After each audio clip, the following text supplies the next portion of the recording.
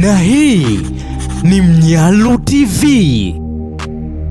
Shambulizi la anga la Israel limeharibu sehemu ya hospitali katika mji wa Gaza. Wizara ya afya ya eneo hilo inayosimamiwa na Hamas imesema video iliyowekwa mtandaoni ilionekana kuonyesha moto mkubwa wa moshi ukifuka kutoka hospitali ya Al Ahli Baptisti baada ya makombora kugonga jengo la ghorofa 2. Watu pamoja na baadhi ya wagonjwa ambao bado wako kwenye vitanda vya hospitali walirekodiwa wakikimbia kutoka kwenye eneo hilo.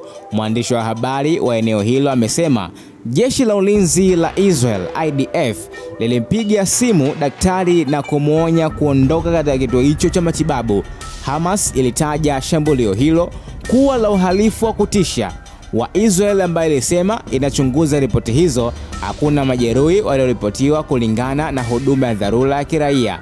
Mwandishi wa habari wa eneo hilo ambaye alikuwa akifanya kazi katika hospitali hiyo amesema afisa wa jeshi la Israel alimuita daktari anayefanya kazi katika idara ya dharura na kuwataka waondoke hospitalini mara moja.